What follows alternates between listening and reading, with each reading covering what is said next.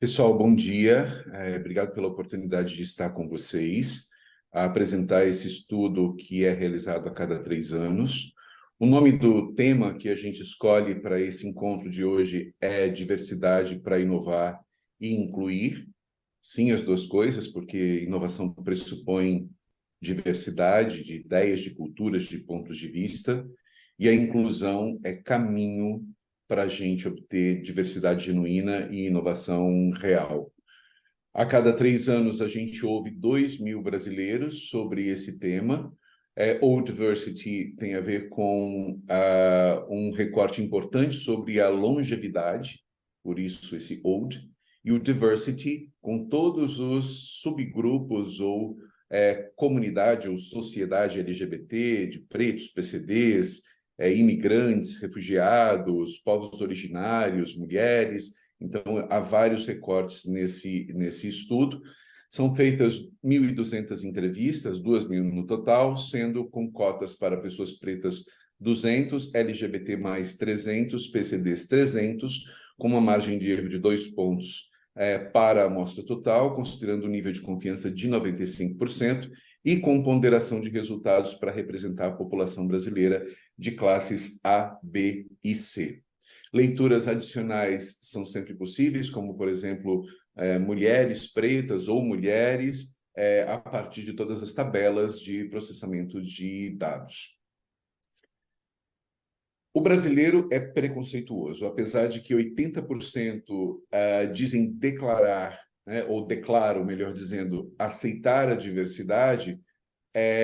4 em cada 10 ainda veem preconceito nas marcas, e as marcas são um espelho bastante importante e têm um papel bastante importante na dissolução, né, de preconceito e na construção de um processo mais inclusivo.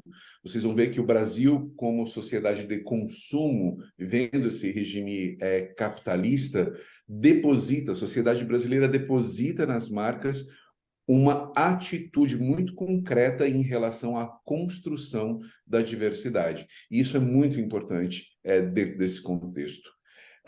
44% dos brasileiros acreditam que há alguma autenticidade nas marcas. Sim, as marcas ganham credibilidade no decorrer dos anos, quando a gente compara a curva histórica desse mesmo item em relação à autenticidade, isso já foi muito menor. E 58%, quase 6 em cada 10, se identificam com propaganda sobre diversidade. Ou seja, vocês estão vendo a partir desses indicadores alguns paradoxos ou algumas contas que não fecham. E é exatamente esse o contexto. O brasileiro diz aceitar a diversidade, mas, na verdade, a maioria dos brasileiros aceita a diversidade longe de si e transferem para as marcas uma grande responsabilidade de falar mais abertamente sobre diversidade. Os brasileiros, 45%, dizem que o varejo está mais preparado para a diversidade. Isso também vem crescendo no decorrer dos anos. Mas, da população 61 mais entrevistada, a gente tem um recorte de 61 mais, não de 50 mais, 33% apenas concordam com a evolução do varejo, o que mostra uma grande oportunidade em relação à adequação de varejo, não apenas para o público 61 mais, mas também para pessoas com deficiência. Dos brasileiros entrevistados, 56% não se lembram de nenhuma marca abordando a diversidade na propaganda. Então, vejam, ao mesmo tempo que a sociedade pede por um maior protagonismo nas marcas, quase 6 em cada 10 não se lembram desta abordagem diversa na propaganda. Entre os 44% que citam alguma marca, o setor de beleza e cosméticos se destaca. Globo aparece nesse ranking na 6ª posição, com 6% das menções espontâneas, como vocês já viram. As primeiras posições, Natura, Boticário. E aqui a gente tem uma evolução também histórica, né? Os que não se lembravam de nenhuma marca eram um índice maior. A gente tem esse mesmo índice para longevidade, né? São 2 rankings, um ranking o Diversity geral, com toda a população, e um recorte para longevidade, com marcas também que se destacam mais para longevidade. Portanto, eu apresento para vocês o ranking das marcas mais Old Diversity nesta edição do estudo, nessa terceira edição do estudo. Natura e Boticário sempre aparecem com protagonismo também nas edições anteriores, e Avon surgindo aqui com 19%.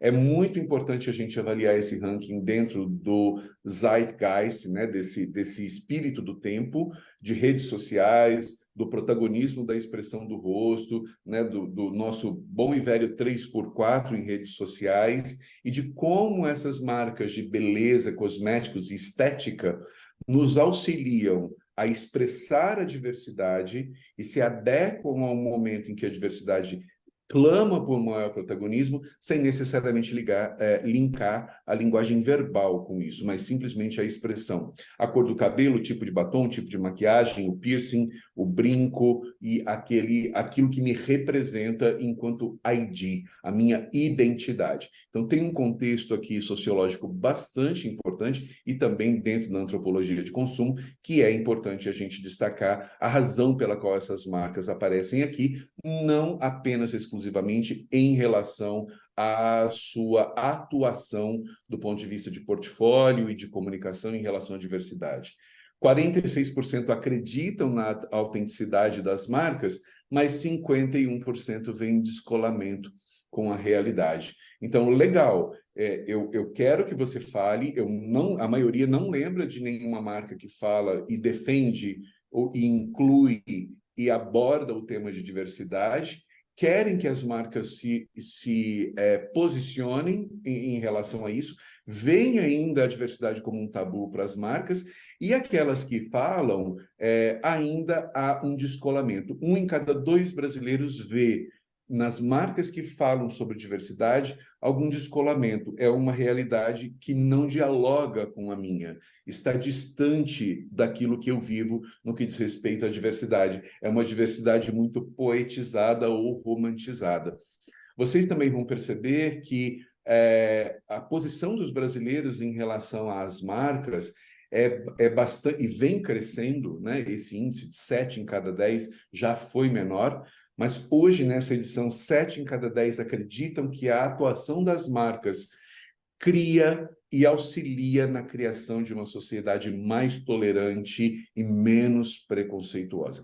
Isso é muito importante. Então, vejam como existe essa terceirização, não necessariamente eu me posiciono, não necessariamente eu verbalizo sobre a diversidade, mas eu espero que as marcas façam essa contrapartida quando eu não posso fazer, mesmo porque as marcas têm o alcance massivo da comunicação que essas pessoas individualmente não necessariamente possuem, a não ser que elas sejam grandes influenciadores. 43% dizem que não é fácil, não. Dizem que não é fácil, não. A diversidade, eu quero que as marcas falem, mas eu sei que é um tabu. Eu sei que não é um território tranquilo. Eu sei que é complexo, sim, falar de diversidade como uma marca. E os brasileiros têm uma certa empatia em relação a esse contexto.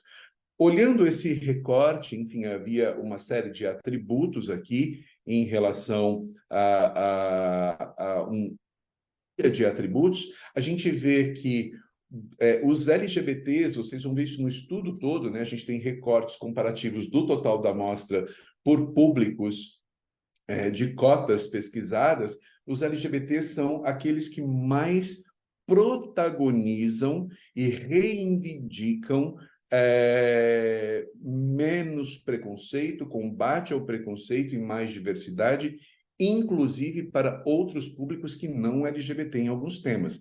Então, os LGBTs dizem que sim, as lojas precisam ser mais inclusivas para os PCDs, não necessariamente para os LGBTs. Nesse atributo especificamente, eu apoio o movimento sobre diversidade, me sinto à vontade de ver esse tema retratado explicitamente. Quase 8 em cada 10 LGBTs dizem isso, mas os índices são superiores e quase chegando a 70%, né, em todos os outros públicos e 65% do total. Ou seja, a população brasileira quer diversidade na comunicação das marcas e existem barreiras, sim, a serem derrubadas. E claro que o tabu, aqueles 43% que a gente viu ali sobre tabu, muito provavelmente estão relacionados à diferença desse total da amostra. Em relação a funil de marca, saúde de marca, marcas ganham ou perdem quando falam de diversidade? De acordo com o estudo, de acordo com esses 2.000 brasileiros entrevistados, as marcas ganham. Aqui vocês têm o total da amostra e vejam, né, o protagonismo, né, bastante grande dos LGBTs, depois dos PCDs, pretos 61+, né, em relação a memorabilidade, preferência, recomendação, consumo, compra-consumo, fidelização, prestígio. Então, as marcas têm índices positivos quando passam a falar de diversidade, elas passam a ser mais admiradas, consideradas e mais acreditadas. Olhando um recorte sobre mulheres, né, e a partir da perspectiva dos homens, 48% dos homens acreditam que as mulheres sofrem com o acúmulo de funções a partir do momento que elas exercem um protagonismo maior na sociedade. E a disparidade está aqui. 72% das mulheres se sentem sobrecarregadas. Ou seja, o ponto de vista sempre do preconceito vai ser sempre mais pesado e maior do lado de quem é vítima do preconceito. Quando a gente olha a comparação entre homens e mulheres em relação a esses atributos, discriminação nas empresas para contratar mulheres, 68% delas dizem que sim, contra 46% dos homens que dizem que não. Quanto mais as mulheres ganham espaço, mais elas sofrem acúmulo de funções. 7 em cada 10 mulheres dizem que isso acontece. 5 em cada 10 homens, quase 5 em cada 10 homens dizem que isso acontece.